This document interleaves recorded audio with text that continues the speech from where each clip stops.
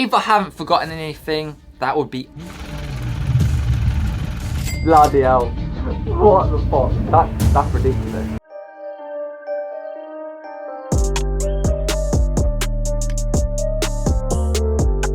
Hey guys, how are you guys doing? Welcome back to yet again a brand new video. And for today's video, we are back in the office. It has been a long time and we are doing a Q&A today.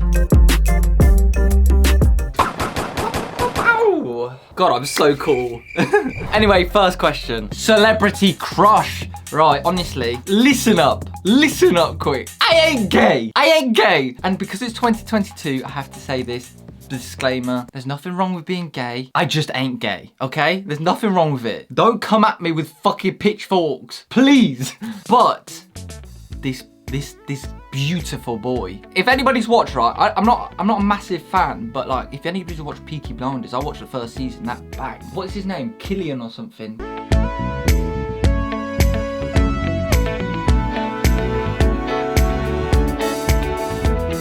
Just the way he walks, the way he's like, I know it's a TV show and everything, but it's like, you look at that, it's like, oh, the confidence. Anyway, next question. Let's get a setup tour. All right, you guys bloody want it? Right, so I'm gonna do it very quickly. Here is actually the overview of the setup. Now, pretty much I wanted a nice area for me to work and everything.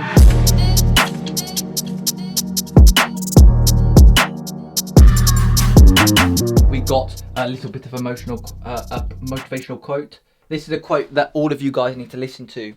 What if I fall? Wait, let me snap into character. What if I fall? Oh, but my darling, what if you fly? You know what I mean? Right, let that process for a bit.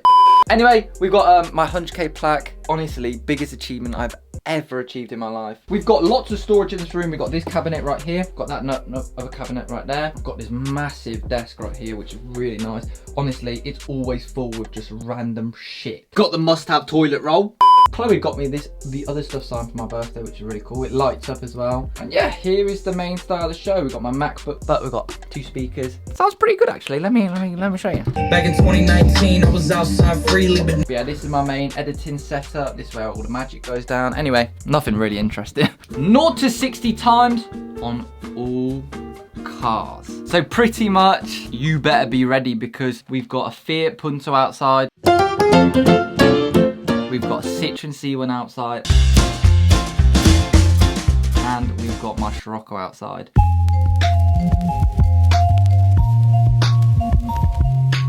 I think we'll start off with the one that will set the goal, the mark that is going to be hard to beat, and that will be the Fiat Punto. Let's go.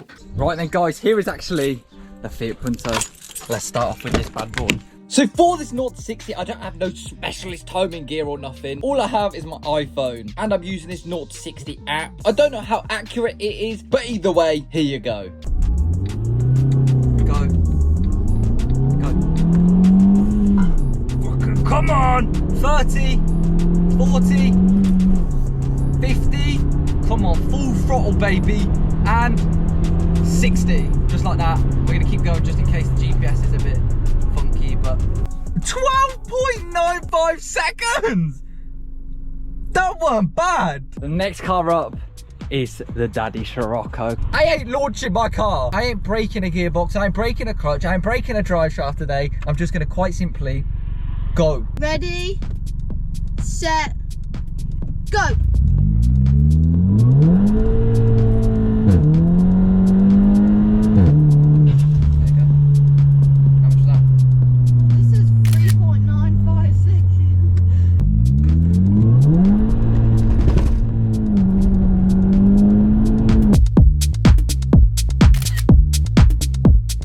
So for the Scirocco, we got 3.95 seconds.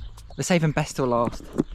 Up next is the Citroen C1. Just go in now. Ready, set, go.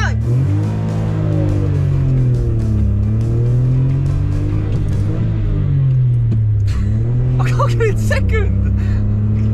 It's stuck.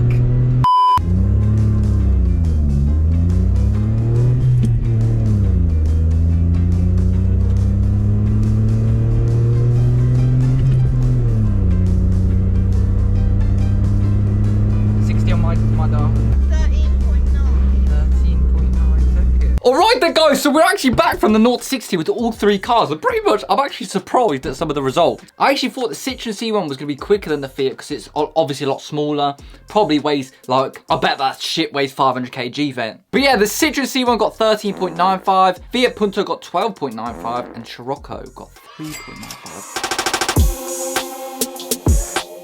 How do you stay humble after success, my boy? Now, quite simply, the best way to put it is I ain't shit. You know what I mean? You got people who are dedicating their whole lives to other people, going to different countries, helping the poor, and you know what I mean? Building bloody, even little huts for these people to live in, bettering so many people's lives from their life. I just act like a cocky shit on camera. That is the best way to put it. And don't get me wrong, right? I know my worth. But like, I mean, like, all this other stuff that I have, even like the Scirocco outside or the 2 other cars I own. When I die, firstly, they ain't coming with me. So basically, all these material items, they can go. I can lose it. What's my point here? I don't know. Material items don't make you a better person. That's all I'm saying. So when you got people flexing Lamborghinis and stuff, fair enough. You know, I'm proud of myself as well for getting to the position I am in. I'm just a normal guy.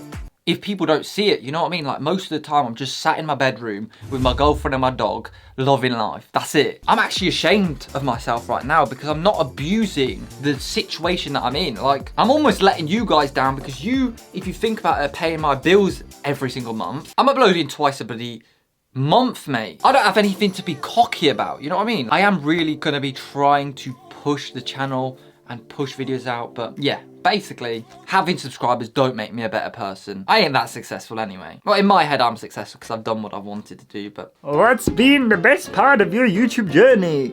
Well, so I'm going to say the best part about my YouTube journey is buying Chloe a car, firstly. Like, that has changed Chloe's life in a way because she now has a car for when she passes her test. And yeah, she supported the channel, she supported me as a person, so... The second thing is pretty much having people I look up to notice me. You know what I mean? It's weird because I look at some people and I'm inspired by them on YouTube, even car YouTubers, and like having them know who I am when I meet them, it's mental. They're like, you know what I mean? Like, it's a nice feeling. Imagine going up to your favorite YouTuber and they already know who you are. How much have you spent on the Scirocco so far? So that bad boy out there, let's go through it. I would be rich if I didn't have the Scirocco outside. Honestly, let me show you this. Some of these things were gifted to me, so I did not pay for them. In return for you guys, you get a sick video out of it, so it works out for the both of us, I guess. Some of these are also estimated. Not all of these I know the exact price for. The Pandora alarm system on the car, which has got remote start, tracking. If you kick the car or somebody hits into the car, I'll get a ring on my phone and I can just answer and it will say. Really sick system. £1,200 or somewhere like that. My whole wheel setup cost around 1.1k. The rear spoiler, £200. Tints all around £200. The side skirt, the R-style side skirts that I had to get painted were £300, and to paint them and fit them, it was £600. Plus the Maxton design side skirts was £200. That's literally, what is that, like £1,000 for my side skirts on the Scirocco. What the fuck? The blow-off valve was $150. The DKU Performance exhaust, I do not know how much this cost, but it is somewhere from $2,000 upwards. Carbon wheel, $800, and then you got all the other little bits and bobs. If I haven't forgotten anything, that would be £8,195. Bloody hell. What the fuck? That's ridiculous. And the thing is, we're not done yet. Like, there's expensive parts we're putting on this car soon. This is why I have to make money, make a lot of money for this channel, because look at that price. If you guys know how much you've spent on your cars at home, let me know, because it might be more, it might be less. How did you learn to do different things with cars, like servicing and modifying it? And quite honestly, it's pretty simple. With anything that you're learning, you don't just jump straight into the deep end. You like put your little toe in and you feel if it's cold or something, you feel how it is, and then if it's all right, you just go deeper and deeper. Is that an analogy, is it? I think it's an analogy. That was a baggy one. I'm gonna say the best way for you to learn is the way I learned. I started off with a very simple way of working on cars, and that was the Ram air filter. So basically just taking off their old air filter, the stock air filter, and putting in a Ram air one.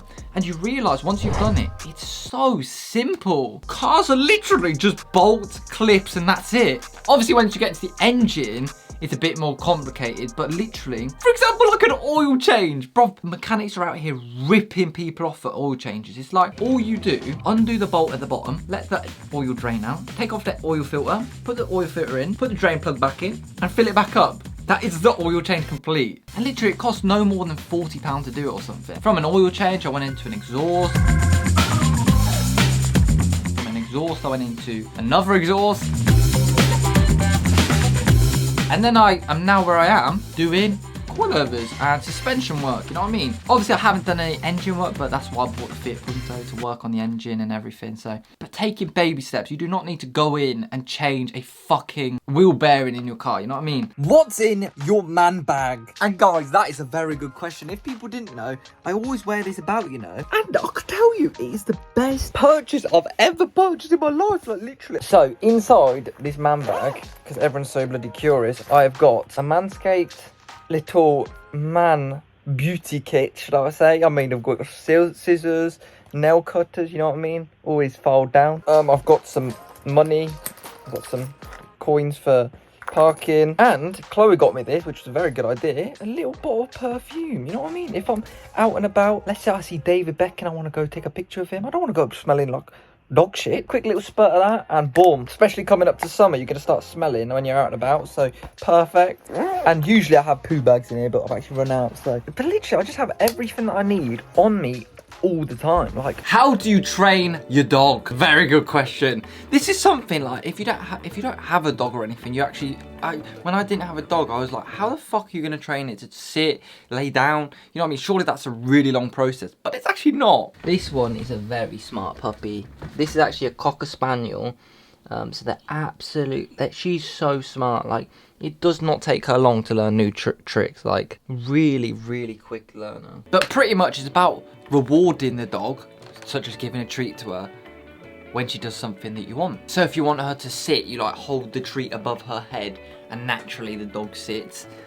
Then you give her the treat when she sits down. It's all about repetition. Our dog is bloody well trained right now. I've been really trying to make her a good dog. Like, I would show you her tricks, but she's absolutely passed out on my bed. But after having her for a month or two now, she can do rollovers, she can do up where she jumps up on me.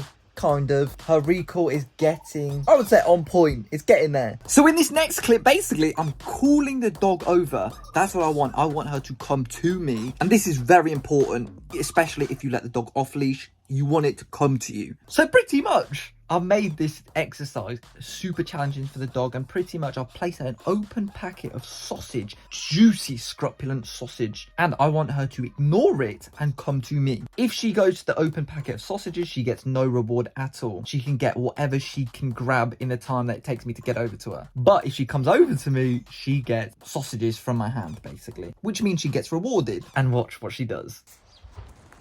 Rosie, come. Good girl.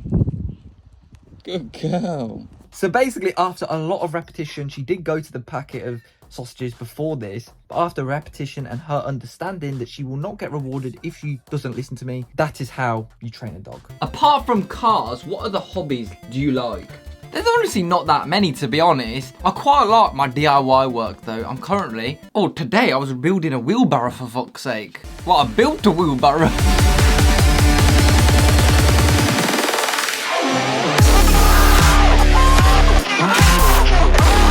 But pretty much, I'm actually in the process of building a patio in my back garden.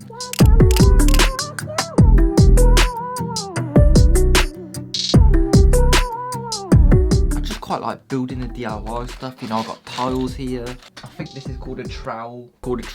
I'm about to pave my back garden, which is nice. But yeah, guys, I quite like the DIY stuff. If people didn't notice already, with my dead stream, I'm actually the one who cuts my hair. I just like doing stuff myself. I like learning, you know what I mean? I might not be the best at things, but I like it. Give me a free can of Cloudburst. Honestly, guys, I've got Cloudburst everywhere. I mean, in my bedroom, if we go down here, we've got Cloudburst here. We got Cloudburst right at the back over there. If we go into my office, we've got literally Cloudburst all here. Honestly, I literally have a lifetime supply of it, but you ain't having none of it, mate. But yeah, guys, unfortunately, that is the end of today's Q&A. Hopefully, guys have enjoyed. It's just kind of an opportunity for you guys to know a bit more about me. away from the cars and stuff, even though this Q&A was 90% cars. But yeah, guys, unfortunately, that is the end of today's video. Hopefully, you guys did enjoy. Follow me on Instagram at @_OtherStuff if you would like to get involved next time. Subscribe if you are new. And I'll see their faces in my next video.